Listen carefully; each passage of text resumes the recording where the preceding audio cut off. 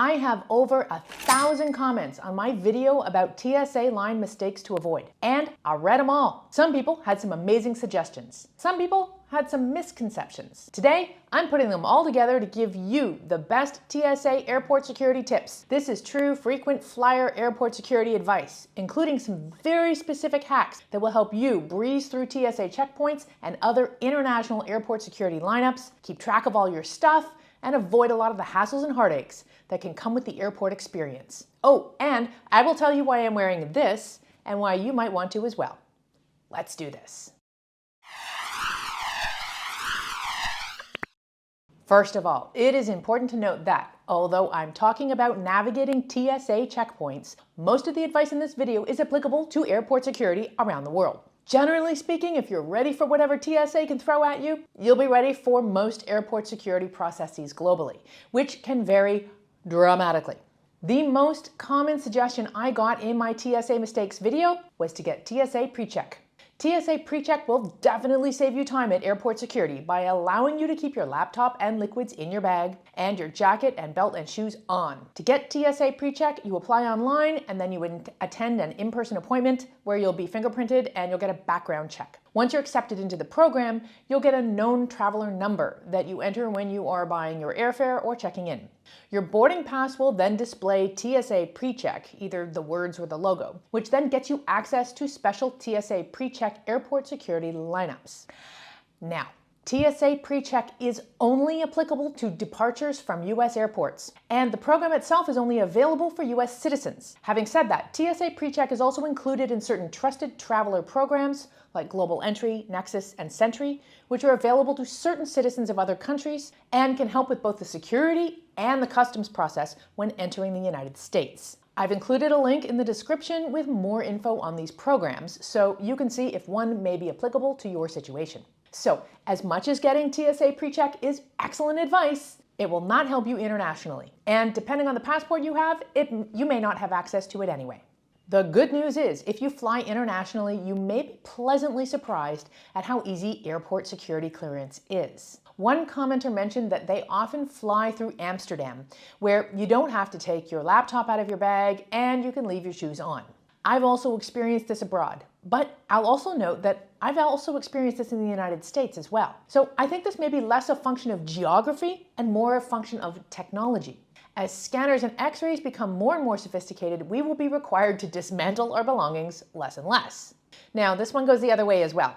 I've been through plenty of non-US airports where the airport security clearance process has been just as, if not more, painful than what the TSA can throw at us. So while there's plenty of criticism for TSA as an organization, airport security is a global thing, and regulations around liquids, laptops, belts, jackets, shoes, and more can apply wherever you go. So it's important to be prepared. Here are 13 more killer tips. First off, no airport security video would be complete without an honorary mention of liquids. In your carry-on luggage, you are only allowed to have liquids that are in containers that are 3.4 ounces or 100 milliliters or smaller. This applies to liquids, gels, pastes, aerosols, and creams. You can travel with multiple containers of this size, but they must all fit into a resealable, clear 1-quart bag. I have a whole other video about TSA liquid rules and expert advice for navigating TSA security by using solid toiletry alternatives that are every ultralight traveler's best friend. So you can find out more about that in the description.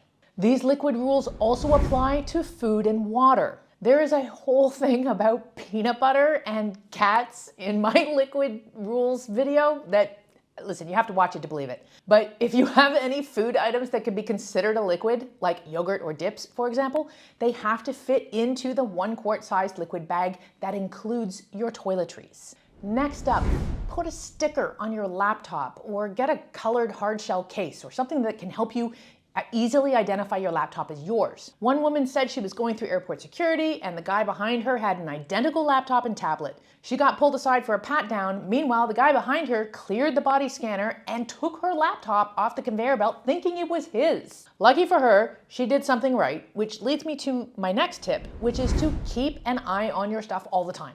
You're gonna get separated from your belongings while they go through the x-ray machine and you go through the body scanner or metal detector. Sometimes there's a lineup for the body scanner, and you'll need to be extra attentive to your stuff as it goes through the X-ray. There are a few ways to keep tabs on your stuff. One is to make sure they're on the actual conveyor belt to go through the X-ray before you step aside to go through the body scanner.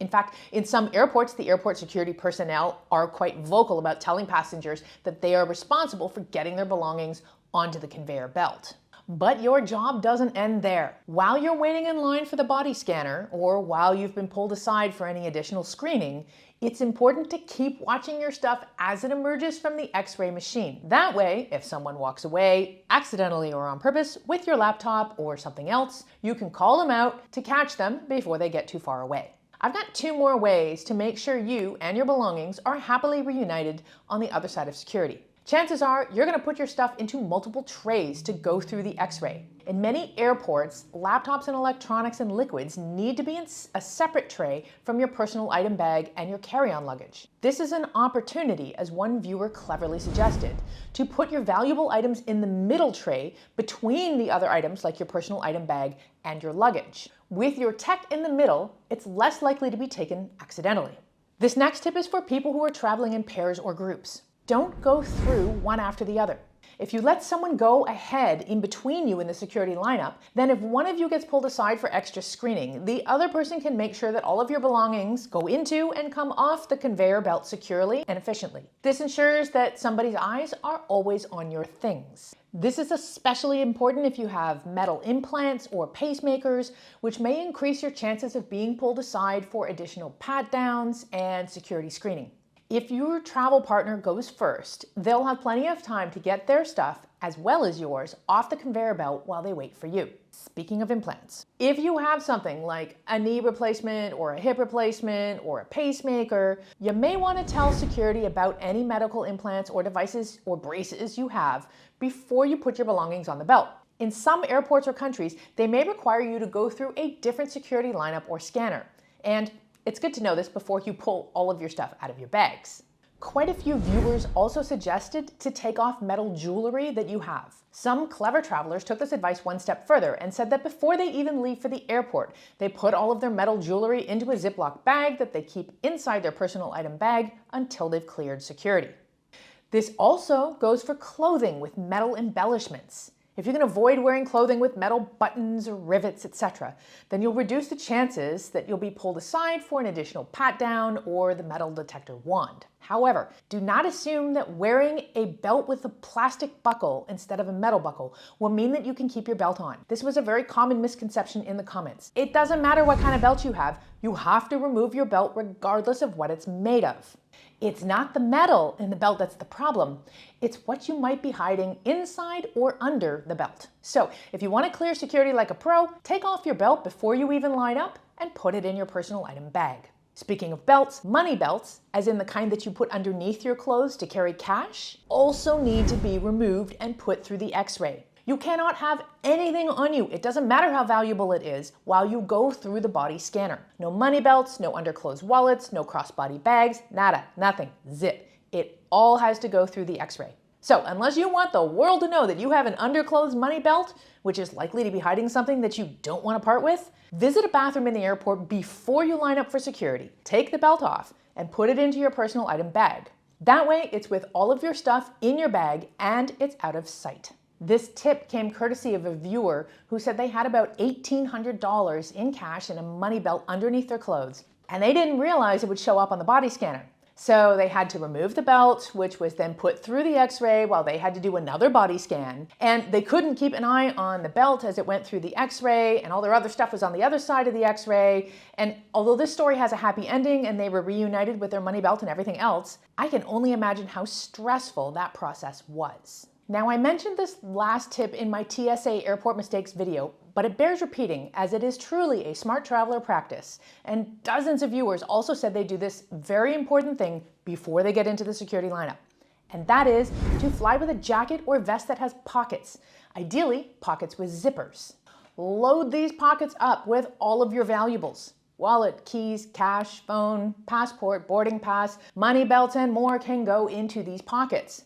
That way, at the front of the security lineup, all you have to do is remove the jacket or vest and put that in the tray, which not only serves the purpose of keeping all your valuables hidden, but it's all in one place and is very easy to collect on the other side. Not only that, but clothing with pockets can serve the additional purpose of helping you reduce carry-on luggage weight and bulk that may result in extra fees. I discuss this and other creative hacks that will help you ensure that you never pay for carry-on baggage fees in another video. Check the description for more information. I'm currently wearing a fleece vest made by a company called Scottevest, which specializes in clothing with lots of pockets, designed to help you keep your valuables close at hand while you're traveling for both security and convenience. As you can see, I have an abundance of pockets in this vest that I can fill with whatever I like. And because it's considered personal apparel, I can fill it with as much stuff as I want, and it won't count as luggage. Some of their vests even have RFID blocking pockets, which is the topic of another episode I did explaining RFID technology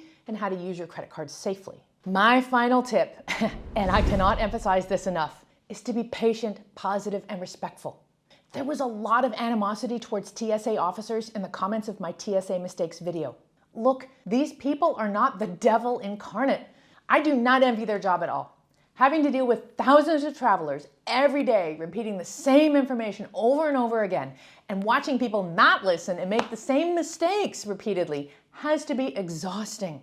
And travel, flying in particular, is inherently stressful. So the people who are going through airport security lineups are more likely to react emotionally and behave badly. Although a fair few people talked about how rude TSA officers and airport security officers have been to them, I'm willing to bet that exponentially more passengers are rude to TSA officers than the other way around. So if you can make their job just a little bit easier by being patient, staying positive, and treating them respectfully, you just might find that your airport security experience ends up going a whole lot smoother than it might otherwise go.